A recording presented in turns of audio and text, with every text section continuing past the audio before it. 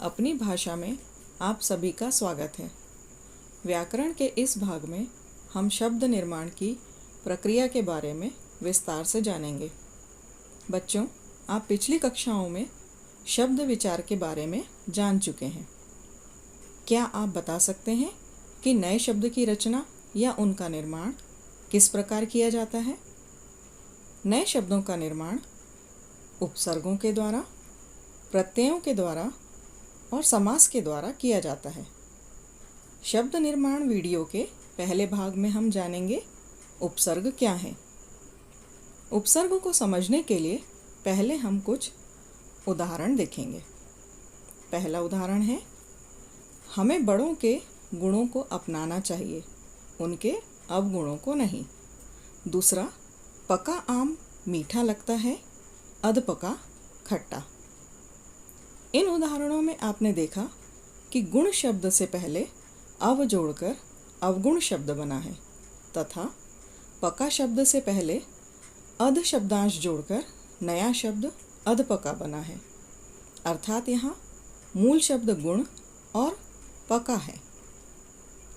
जिससे पूर्व हमने अव और अध शब्दांशों को जोड़कर नए शब्दों का निर्माण किया है। यहाँ अध और अव पूर्ण शब्द न होकर शब्दांश है जो मूल शब्द से जुड़कर उनके अर्थ में परिवर्तन लाते हैं। ध्यान देने योग्य कुछ विशेष बातें। उपसर्ग पूर्ण शब्द न होकर शब्द का अंश होते हैं। ये शब्दांश अर्थयुक्त होते हैं। मूल शब्द के पूर्व में जुड़कर उनके अर्थ में परिवर्तन लाते हैं। उपसर्गों का स्वतंत्र रूप से प्रयोग नहीं होता। आइए अब यह भी जान लें कि मूल शब्द किसे कहते हैं। मूल शब्द अपने आप में पूर्ण शब्द होते हैं जिनका कुछ विशेष अर्थ होता है। यदि इनके खंड कर दिए जाएं तो ये अपना अर्थ खो देंगे। उदाहरण के तौर पर देश, धर्म, शाप, पढ़, डर, मार्ग, कसूर, वतन, कर्म आदि। आइए अब देखें उपसर्ग की परिभाषा क्या होगी। उपसर्ग की परिभाषा है, जो शब्दांश किसी शब्द से पहले जुड़कर उसके अर्थ में परिवर्तन लाते हैं उन्हें हम उपसर्ग कहते हैं। हिंदी भाषा में कई प्रकार के उपसर्गों का प्रयोग किया जाता है। पहला, संस्कृत के या तत्सम उपसर्ग।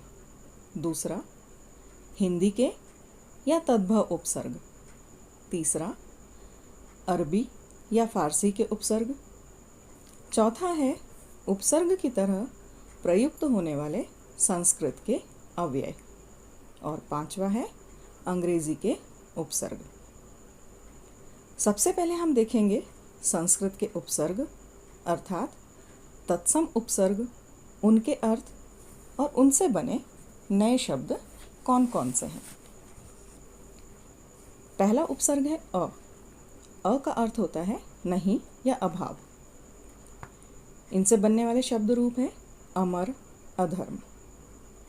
दूसरा है अन। अन का अर्थ है नहीं। इससे बनने वाले शब्द हैं अनादर या अनर्थ। अन्य शब्द भी तालिका से देख करके पढ़ें और समझने का प्रयास करें। दूसरे भाग में देखें हिंदी के कुछ उपसर्ग। अध उपसर्ग का अर्थ होता है आधा और जिनसे बने हैं शब्द अधखिला और अधपका।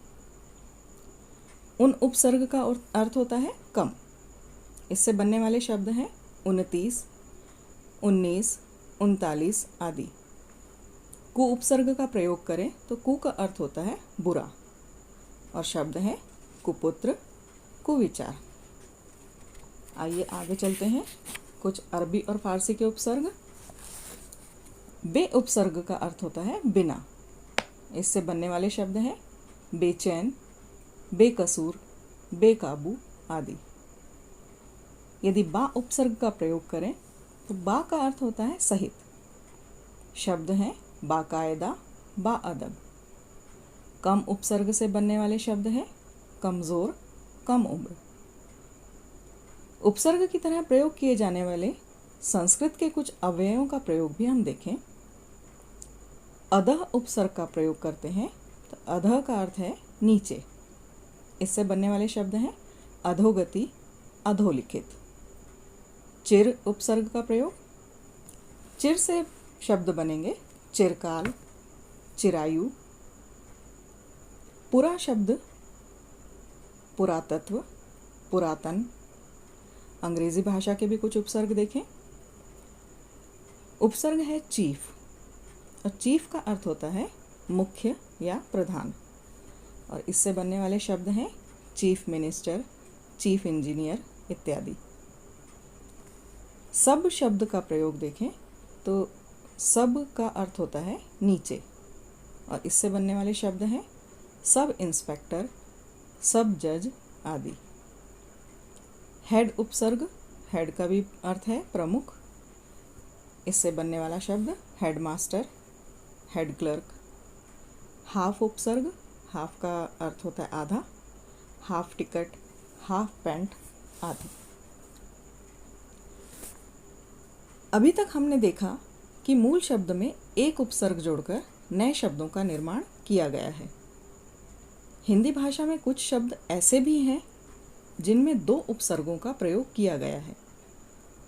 उदाहरण के लिए अ उपसर्ग और सु, ये दोनों उपसर्गों का प्रयोग यदि रक्षा शब्द के साथ किया जाता है तो जो नया शब्द बनता है वो है असुरक्षा।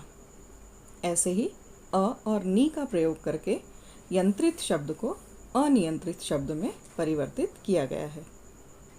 ठीक ऐसे ही निर प्लस आ प्लस करण जोड़ करके निराकरण शब्द का प्रयोग हुआ है। व्याकरण के इस पाठ में अब तक हमने सीखा कि जो शब्दांश मूल शब्द से पहले जोड़े जाते हैं उन्हें उपसर्ग कहते हैं।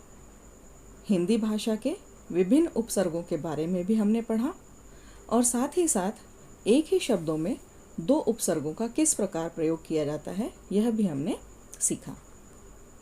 व्याकरण के इस भाग में इतना ही। अगले भाग में शब्द निर्माण की प्रक्रिया में हम प्रत्यय के बारे में विस्तार से जानेंगे। धन्यवाद।